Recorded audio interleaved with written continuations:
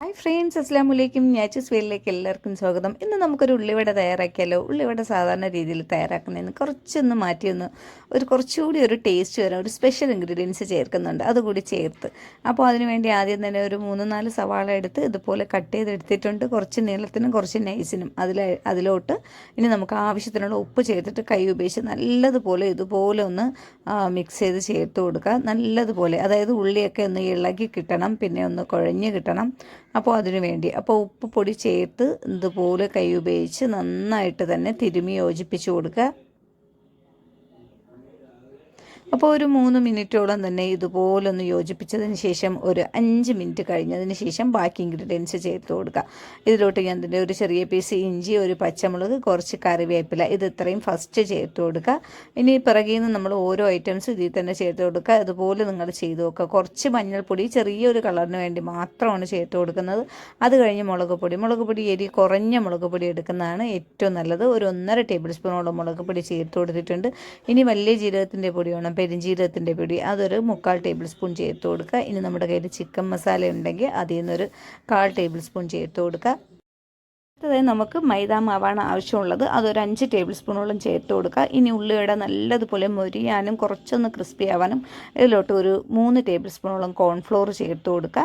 അപ്പോൾ ഇത് രണ്ടും ചേർത്തതിന് ശേഷം ഇനി നമുക്ക് ഇതിൻ്റെ ടേസ്റ്റ് കൂടാൻ വേണ്ടി ഒരു 1/2 ടേബിൾ സ്പൂൺ പഞ്ചസാര ചേർത്ത് കൊടുക്കണം. പഞ്ചസാര ചേർത്ത് നമ്മൾ ഉള്ളിവട തയ്യാറാക്കുമ്പോൾ ഉള്ളി നല്ല മൊരിഞ്ഞ് കിട്ടുകയും നല്ല കളർ കിട്ടുകയും നല്ലൊരു ടേസ്റ്റൊക്കെയാണ്.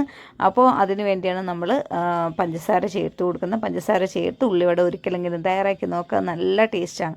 അപ്പോൾ ഇതെല്ലാം കൂടി ചേർത്തതിന് ശേഷം കൈ ഉപയോഗിച്ച് വീണ്ടും ഒന്ന് നല്ലതുപോലെ ഇതുപോലെ ഒന്ന് യോജിപ്പിച്ചെടുക്കുക. അപ്പോൾ ഇതിലൊട്ടും തന്നെ വെള്ളം നമ്മൾ ചേർക്കരുത്. ഒട്ടും തന്നെ വെള്ളം ചേർക്കാതെ നമ്മുടെ ഉള്ളിയിലത്തെ വെള്ളം കൊണ്ട് നമുക്ക് ഇതുപോലെ ആക്കിയെടുക്കണം. പിന്നെ മാവ് അളവ് കൂടരുത്, അളവ് കുറഞ്ഞ അളവിലെടുക്കുക. ഇനി നല്ല വെളിച്ചെണ്ണയിലോട്ടോ സൺഫ്ലവർ ഓയിൽ ഏതാണോ, ഞാനിതിപ്പോൾ വെളിച്ചെണ്ണയിലാണ് എടുക്കുന്നത്, ഇതുപോലെ ഉരുളകളാക്കി ഒന്ന് ചെറുതായിട്ടൊന്ന് ചപ്പിച്ചെടുത്ത് ഇതുപോലെ ഇട്ട് കൊടുക്കുക. അപ്പോൾ ആദ്യം പിന്നെ നമ്മൾ ഫ്ലെയിം ഒന്ന് കൂട്ടി ഒരു മീഡിയത്തിൽ വെച്ചിട്ട് പിന്നെ ഫ്ലെയിം കുറച്ചുകൂടി ഒന്ന് കുറച്ച് വെച്ചതിന് ശേഷം ഒന്ന് മുരിച്ചെടുക്കണം.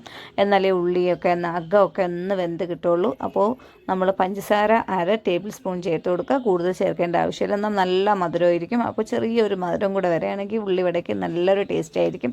അപ്പോൾ ഇതിന് നമുക്ക് ഇനി തിരിച്ചും മറിച്ചൊക്കെ ഇട്ട് മുരിച്ചെടുക്കണം. ഇതാണ് അടിപൊളി ടേസ്റ്റി ആയിട്ടുള്ള നമ്മുടെ ഉള്ളിവട. ഇത് നമ്മൾ കോൺഫ്ലോർ ചേർത്തത് കാരണം നല്ലൊരു ക്രിസ്പിയൊക്കെ കൂടെയാണ്. നമ്മൾ എന്ത് പലഹാരത്തിലും കുറച്ച് കോൺഫ്ലോറൊക്കെ ചേർത്ത് തയ്യാറാക്കുകയാണെങ്കിൽ ഒരു പ്രത്യേക ടേസ്റ്റ് തന്നെയാണ്. നിങ്ങൾ ഇതുപോലെ ചെയ്യില്ലെങ്കിൽ ഒരിക്കലെങ്കിലും ചെയ്ത് നോക്കുക.